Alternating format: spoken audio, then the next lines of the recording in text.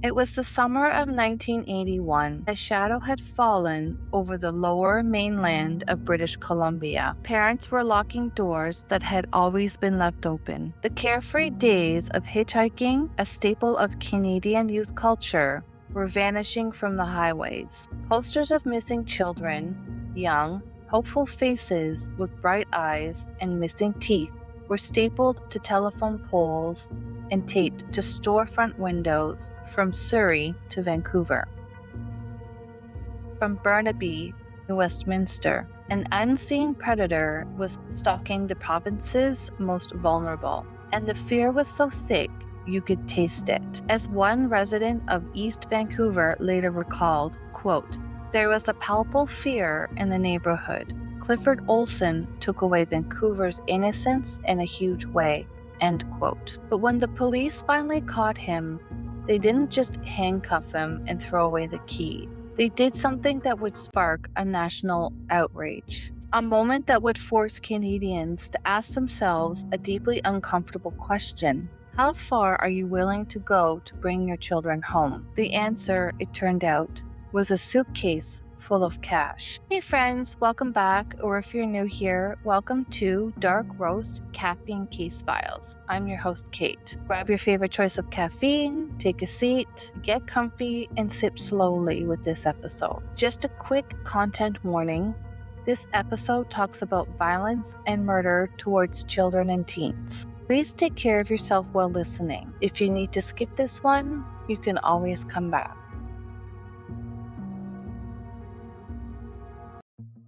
This is the story of Clifford Olson, known as the Beast of British Columbia. A story not just of horrific crimes, but of a broken justice system, a controversial deal with the devil, and the birth of a victims' rights movement that would change Canada forever. To understand the beast, you have to look at the making of the man. Clifford Robert Olson Jr. entered the world on January 1st, 1940. At St. Paul's Hospital in Vancouver, British Columbia. In a twist of irony that would later seem grotesque, he was born a celebrated New Year's baby, his picture appearing in the local newspaper. He arrived at 10:10 p.m., just missing the grand prizes, a silver spoon and a case of canned milk, but receiving instead the consolation gifts, a baby book, and a dainty gift from the local drugstore. His parents, Clifford Olson Sr.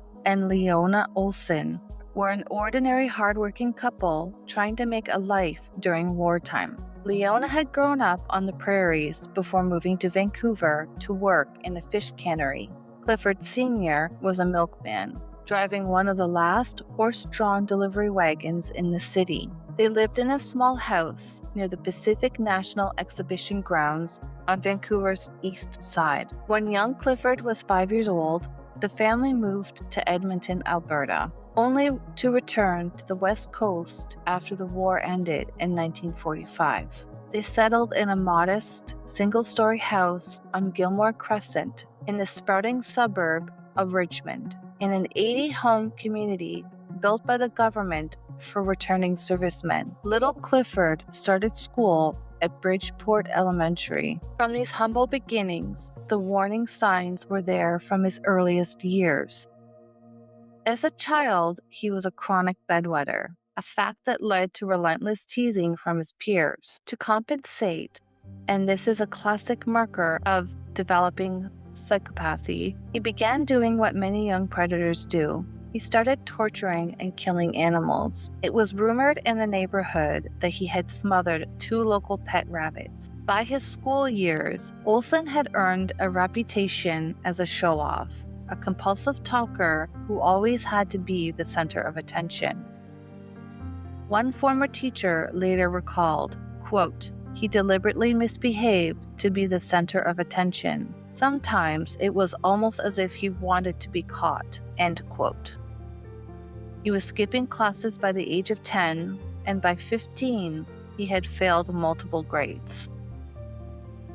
He was a classic loner and a bully at heart, unable to form any genuine friendships. It was hard for anyone to get a word in edgewise when Olson was around.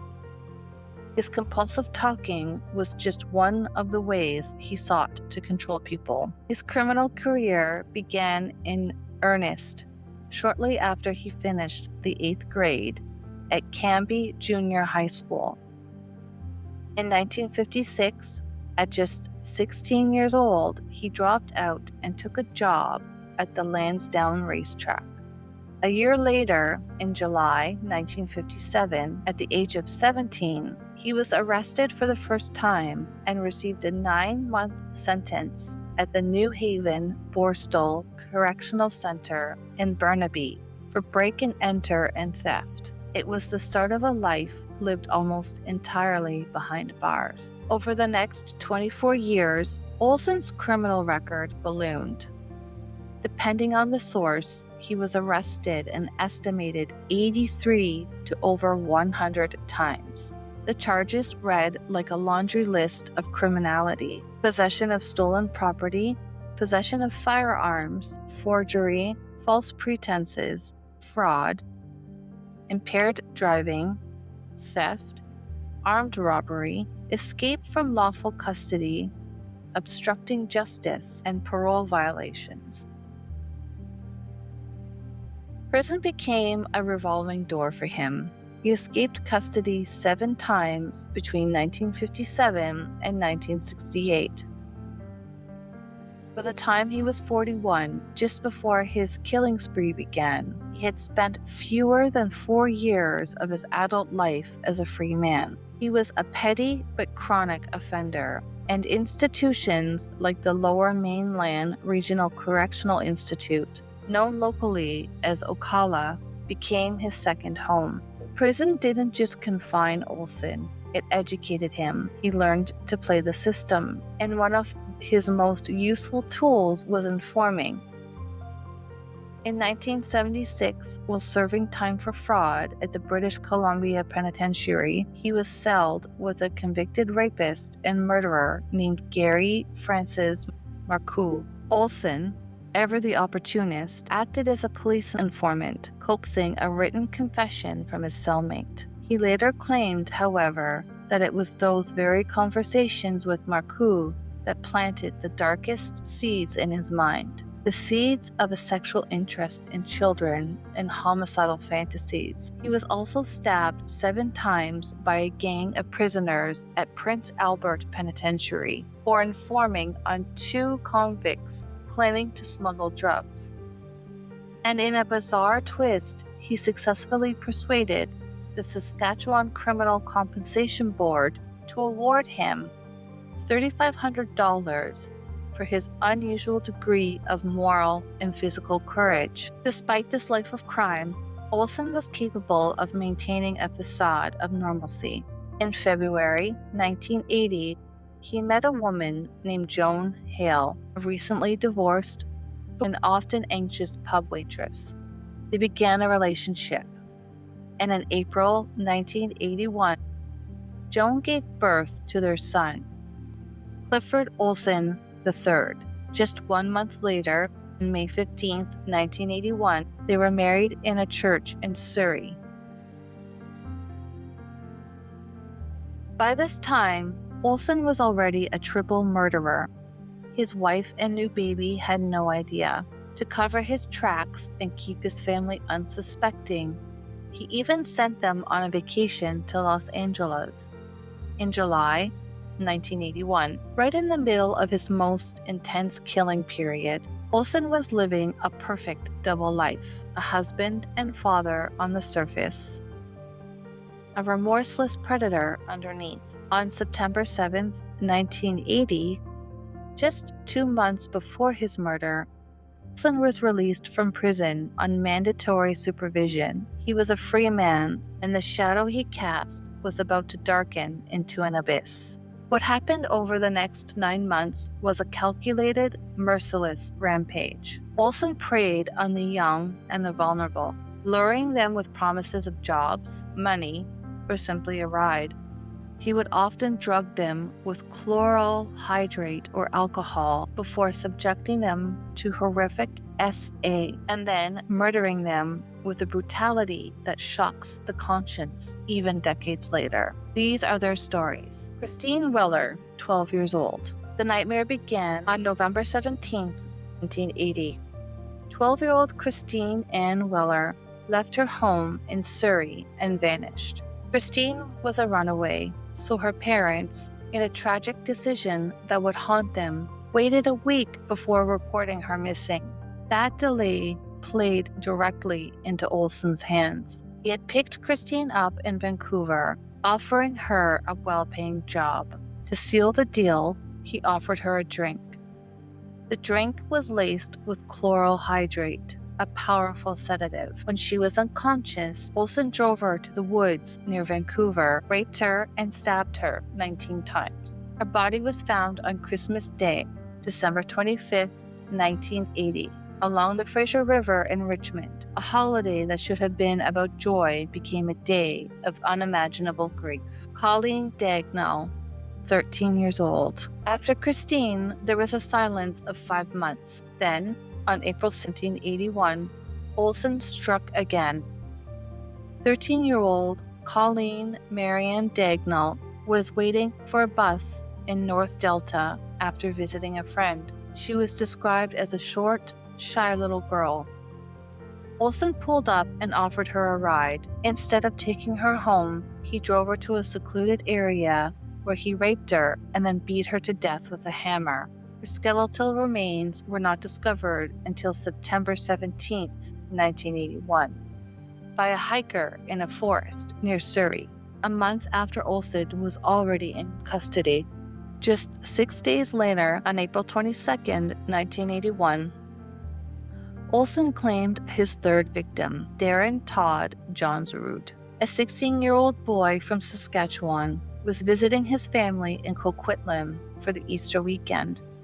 He had only been in the Vancouver area for 2 days.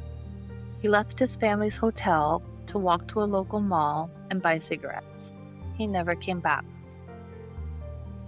Olson lured him into his car, and like Colleen, Darren was killed with a hammer, his skull crushed by the blows. His body was found just 10 days later, on May 2, 1981, near a dike at Desroches, east of Vancouver. Sandra Wolfsteiner, 16 years old. On May 19, 1981, just 4 days after his wedding to Joan Hale, Olson killed again. 16-year-old Sandra Lynn Wolfsteiner was trying to hitchhike home from her boyfriend's house in Surrey. She accepted a ride from a man who seemed friendly. That man was Clifford Olson. He drove her to the remote area near Chilliwack Lake and murdered her. Her body was one of the last to be found, and it was her murder that Olson would later confess to as his freebie in the cash for bodies deal. Ada Court, 13 years old. In June 1981, the killer took 13-year-old Ada Anita Court. This murder was perhaps the most brazen, as Ada is believed to be the only victim Olson may have specifically targeted. Her older brother and his wife lived in the same apartment complex in Burnaby as Clifford Olson. It is likely that their paths had crossed. On June 21st, Ada disappeared while on her way to meet a friend after a babysitting job. Police were baffled. There was no evidence to suggest she had run away. Her body was found 2 months later, in mid-August 1981, near Weaver Lake, after Olson led police to the site. Then came July. The dam broke. In the single month of July 1981, Olson murdered 6 children. July 2nd, Simon Partington, just 9 years old, was the youngest of all his victims. After a breakfast of cornflakes, the little boy got on his bike to ride to a friend's house near his home in Surrey. He never arrived. His disappearance only blocks from where Christine Willer had lived, was seen as a turning point in the investigation. Police knew this was no runaway. Simon was abducted, raped, and strangled. July 9th. Judy Kozma, 14, was heading from New Westminster to Richmond for a job interview at a Wendy's restaurant. Olson approached her and offered her a ride. In a chilling detail, an 18-year-old man named Robert Ludlow was already in the car. They arrived too early for the interview, so Olson bought the teens liquor and offered them pills. Ludlow was later dropped off at Lougheed Mall alive. Judy was not so lucky. She was raped and strangled. Her nude body was discovered on July 25th near Weaver Lake. It was Judy's address book found in Olson's vehicle upon his arrest that would later seal his fate. July 23rd. Raymond King II, 15, was spending his summer looking for work. He was at a youth center when Olson approached him with the promise of a great summer job. Olson drove him to a campground where he beat Raymond's head in with a rock, then threw his body off a cliff. His father, Ray King, would later become one of the most powerful voices in the victims' rights movement. July 25th, Sigrun Arndt, 18, was a German tourist visiting from Weinheim, Germany. She was the only victim who was not Canadian. Witnesses reported seeing her with Olson in a pub and on a transit train. She kept a diary that spoke of her love for the friendliness of the Canadian people. That trust was betrayed in the most horrific way imaginable. She was raped and bludgeoned to death. Her body was found in Richmond. July 27th. Terry Lynn Carson, 15, was waiting for a bus to take her to Guildford for a job interview at a pet store. Olson pulled up, asked where she was going, and claimed he was heading the same way. Reluctantly, she got in. He gave her alcohol and pills, then raped and strangled her, leaving her body along the Fraser River. July 30th. Louise Chartrand, 17, was the final known victim. The teenager had recently moved to Maple Ridge from Quebec and was hitchhiking to a night shift job as a waitress. Olson abducted her and drove her to a gravel pit north of the ski resort at Whistler. There, he smashed her skull in with multiple hammer blows. 11 children, 11 families shattered, and the police were still struggling to catch a monster who was living among them. The Royal Canadian Mounted Police, RCMP, had Olson on their sights as early as the beginning of July. While investigating Ada Court's disappearance, his extensive criminal record and history of sex crimes made him a person of interest. He was questioned in early July, but was released due to lack of evidence. From that point on, he was placed under 24-hour surveillance. But Olson was cunning. He knew the system. He exploited the jurisdictional chaos of the Lower Mainland, jumping from the RCMP's territory to a municipal police force's area, making it difficult for the fragmented forces of the time to coordinate. At one point, up to 200 investigators were working on the case. Yet, Olson still managed to elude them and commit 4 more murders. His reign finally ended on August 12, 1981. He was arrested on Vancouver Island near Port Alberni for attempting to abduct 2 female hitchhikers. In his vehicle, police found an address book belonging to Judy Kozma. He was taken back to the mainland for questioning. By August 18th, he had been charged with the Judy Kozma's murder. But here's where the story takes its most twisted turn. The police had a problem. They had a suspect, but they had bodies scattered across the province that they couldn't find. The parents were in agony, desperate for closure, for something to bury. The RCMP and the BC Attorney General, Alan Williams, made a decision that would haunt them forever. They made a deal with the devil. Olson, ever the manipulator, offered them a proposition. He would lead them to the bodies and provide full confessions for a price.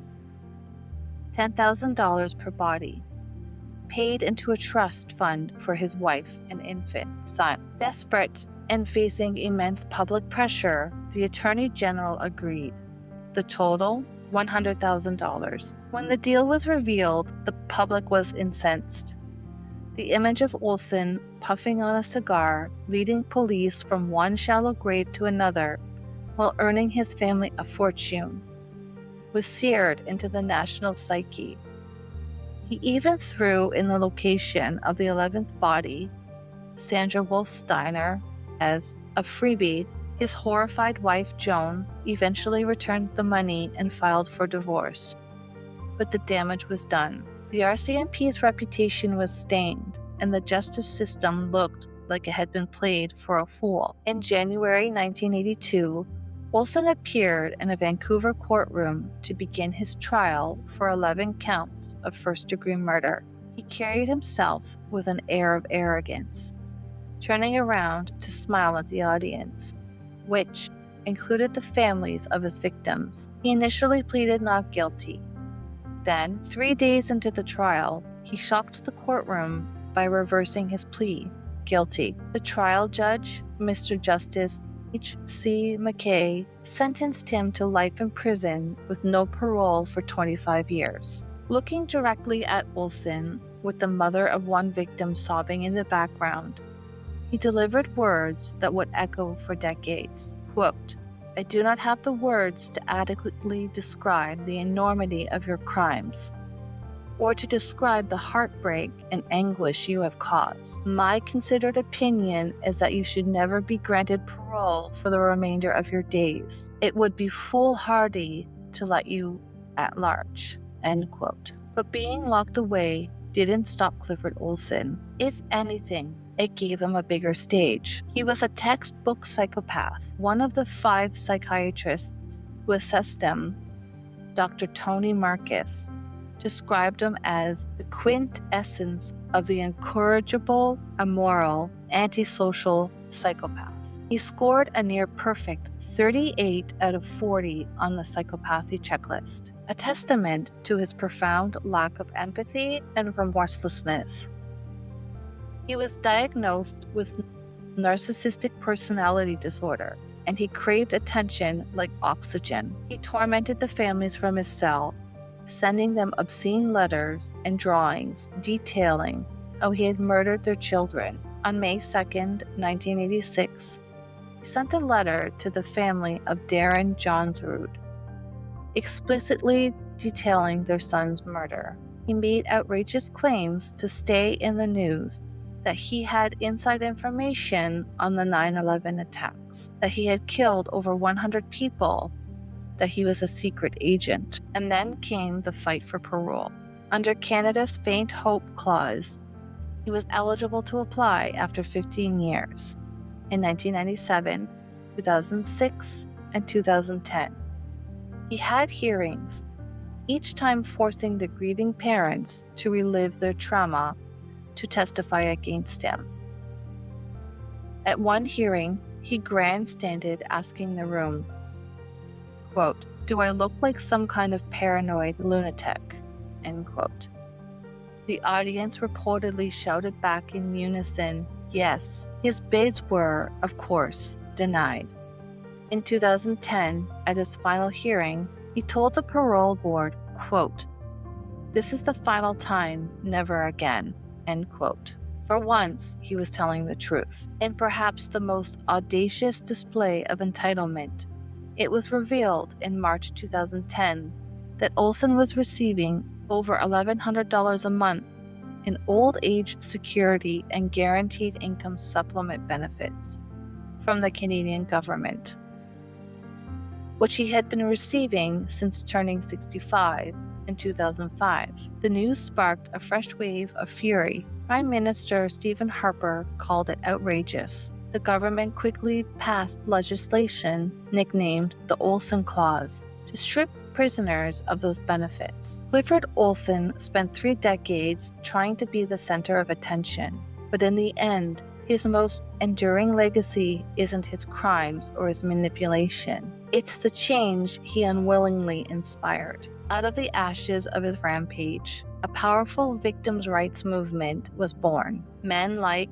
Ray King, whose 15-year-old son Raymond was bludgeoned to death while looking for work, channeled their grief into action. They lobbied the government, demanding that victims have a voice in a system that had silenced their children forever. Their efforts worked. His crimes sparked the creation of the Victims of Violence movement, ensuring families were properly represented at trial and parole hearings. He also led to the creation of the Missing Children's Registry. The federal government adopted some of Canada's first crime victim laws, giving victims a voice in the criminal court process for the first time. Victim services units became standard in police departments across the nation. His relentless pursuit of parole backfired spectacularly. Parliament amended the criminal code, abolishing the faint hope clause for multiple murderers, ensuring that future monsters could not force their victims' families through that ringer every 2 years. Even his case contributed to forensic science. Data from his murders helped a former Vancouver police detective, Kim Rossmo, develop geographic profiling, a technique used to predict an offender's residence based on crime locations. Using the information, Rossmo predicted where Olson lived within 4 blocks of his actual residence. Ironically, this tool was later available during the investigation of another BC serial killer, Robert Pickton, a case that proved the lessons of the Olson era had not been fully learned, as Pickton was allowed to continue killing even after Rossmo's profile suggested a serial predator was at large. In September 2011, reports emerged that Clifford Olson was dying of terminal cancer, and he had been transferred from a super maximum security prison to a hospital in Laval, Quebec. On September 30th, 2011, at the age of 71, the Beast of British Columbia was dead. He died as he had lived, unrepentant, manipulative, and hated to the very end. For the families, his death brought a complex mix of emotions. Trudy Court, a sister of victim Ada Court, told Global News her reaction was bittersweet. Quote, "These are tears of happiness because justice is done for the children. Our justice system couldn't do it for them, but life has. He's gone now," end quote. But for others, like Sharon Rosenfeld, whose son Darren was taken, there was no such closure. She told the CBC, quote, "There is no closure. There is a different way of living, but there is no closure. It's an open wound that goes on and on," end quote. But was his death truly the end of the story? In the years since, new evidence has emerged. Journalist Arlene Bynon conducted hundreds of hours of secret, forbidden jailhouse phone calls with Olson. The recordings explored in the CBC podcast, Uncover Calls from a Killer, suggest that Olson may have had more victims and that there were deeper failures in the police investigation. The tapes continued to unearth secrets, hinting that the full truth of his depravity may have died with him. Clifford Olson was a monster, but he was a monster who held up a dark mirror to Canadian society. He exposed gaping wounds in the justice system's ability to protect its children.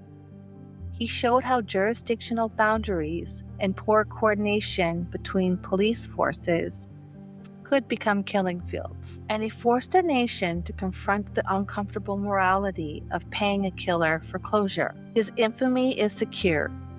The Beast of British Columbia, the man who traded bodies for cash, the tormentor who haunted families from beyond prison walls. But his real story is not just about the 11 children he stole from the world. It's about what we do in the face of such evil. It's about a group of grieving parents who refused to be silent and who turned their unimaginable pain into a movement that made Canada safer and more just for everyone. The beast is dead, but the voices of the victims and their families echo on. In the next episode, I will be talking about Jackie Furland Smith, who walks out of her home on August 17th, 2021, and simply vanishes. No body, no credit card usage, no passport trail, no sightings confirmed, no nothing. Thank you for listening to the life, crimes, and legacy of Clifford Olson. As always, please take care of yourself after listening to this episode. Do something grounding, call a friend, pet a dog. Sit in the sunlight for a few minutes. The darkness in these stories is real, but so is the light in the world. Don't forget to find it. Don't forget to like and subscribe. Please follow me on Substack, Instagram, Facebook, and YouTube. The links are in the show notes. Stay tuned for more coffee and more crime. Bye now.